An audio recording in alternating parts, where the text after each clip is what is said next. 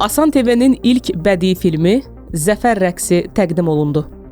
Nizami Kino Mərkəzində Vətən müharibəsindəki qələbəmizin 5 illiyi münasibətilə Zəfər rəqsi qısa metrajlı bədii filminin qala premyerası keçirilib. Ədibin Evi Ədəbiyyatı Dəstək Fondunun təşəbbüsü ilə Asan TV tərəfindən istehsal edilən film Vətən müharibəsində əldə edilən zəfərin 5 illiyinə həsr olunub və çəkiliş prosesində Yaşad Fondu ekspert dəstəyi ilə çıxış edib.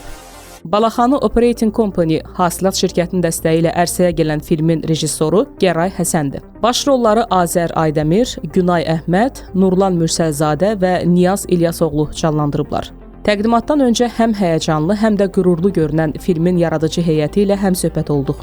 Rejissor Gəray Həsən bildirib ki, ekran əsəri Mir Cəlal adına hekayə müsabiqəsinin mükafatçısı, mərhum yazıcı Yaşar Bünyadın Heyva Gülü hekayəsinin motivləri əsasında çəkilib. Film haqqında biraz çox məlumat vermək istəmirəm, ancaq belə adından da məlumdur ki, çətin bir həyat keçirən şəxsin sonra yenidən qazinin yenidən ayağa durmasından, yəni ailəsində birləşməsindən bundan bəhs edir. Baş rolun ifaçısı Azər Aydəmir deyir ki, ilk dəfə bir qazini canlandırıb və bu film onun yaradıcılığında və yaddaşında xüsusi yer tutacaq. Mənim həyatda bacımdan başqa heç kimim yoxdur. Onu da müharibəyə gəlməzdən əvvəl nişanladım. Təbrik edirəm. Sağ ol. Mən də heç vaxt toylarda oynamıram. Bircə bacıma söz vermişəm ki, onun toyunda Heyva Gülü oynayacaq. Orada bir qazinin qalibiyyətimizdən sonra cəmi bir arzusunun olmasından bəhs edir film. O da rəqs eləmək arzusudur.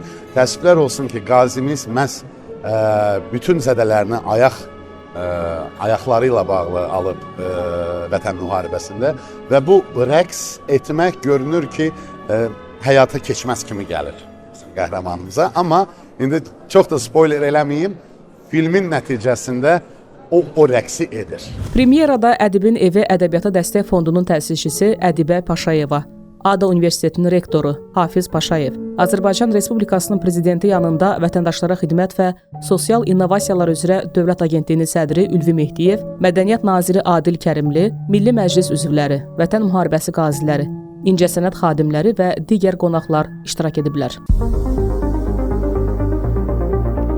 Prezident yanında Vətəndaşlara Xidmət və Sosial İnnovasiyalar üzrə Dövlət Agentliyinin sədri Ülvi Mehdiyev bildirib ki, gənclər siyasətinin mədəniyyət və təhsil sahəsində aparılan məqsədyönlü işlərin nəticəsində bugün gənc nəsil zəfərin mənəvi dəyərini dərindən anlayır. Cənab Prezidentin də qeyd etdiyi kimi, bu zəfəri bizə yaşadanlar Qarabağı görməyən bir nəsil oldu.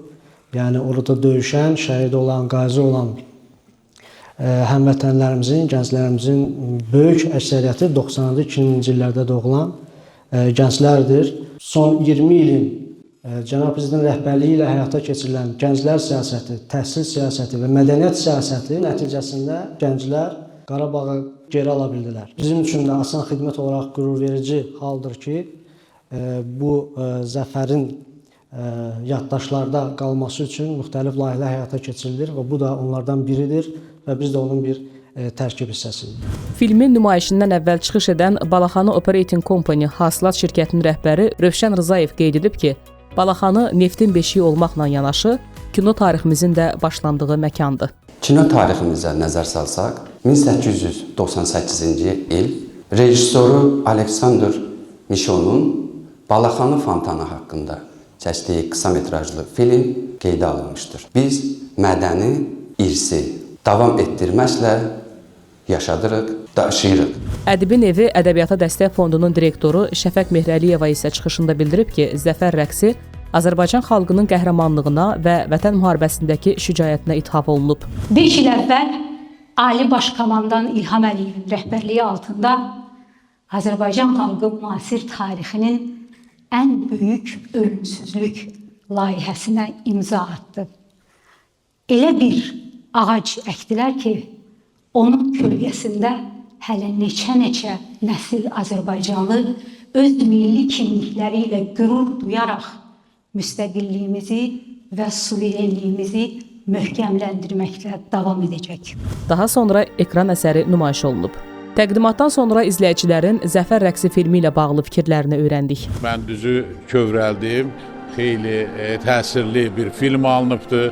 Mən bütün yaradıcı heyəti təbrik eləyirəm və hesab edirəm ki, bu Zəfər rəqsi filmi bizim Zəfərimizin 5 illiyinə yaradıcı heyətin, Ədəbi Nevinin, Asan TV-nin və digər qurumların çox samballı bir hədiyyəsidir. Məni ən çox bəlkə də sevindirən bu filmin xüsusiyyətlərdən biri o idi ki, bu film reallığı əks etdirirdi.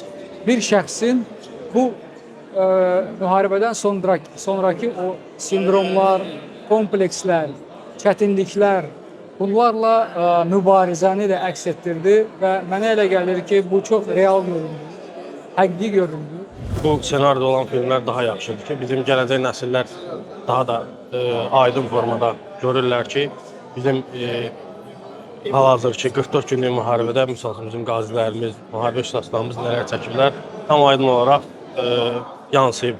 Təbriklər və təşəkkürlərə qərq olan yaradıcı heyətin təəssüratlarını da öyrəndik. Çox sevincli və qürurlu idilər.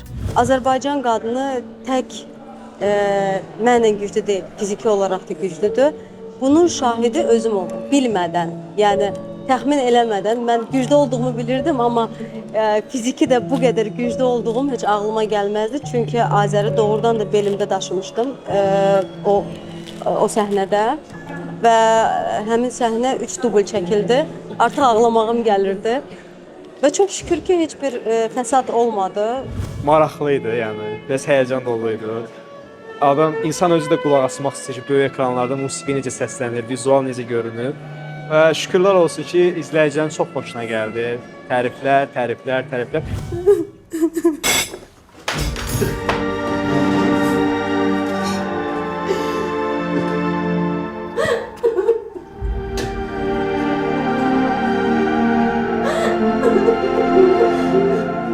Zəfər rəqsi filmində bizim işləməyimiz bizim üçün bir fərqdir və biz çox sevərək bu işi gördük. İstədik ki, tamaşaçılarımıza gözəl bu səhnəni göstərək və həyəcanlı döyüşün o həyəcan vəziyyətini də göstərək. Qeyd edək ki, Zəfər rəqsi qısa metrajlı bədii filmi 8 noyabr Zəfər günündə İctimai TV-də tamaşaçılara təqdim olunacaq.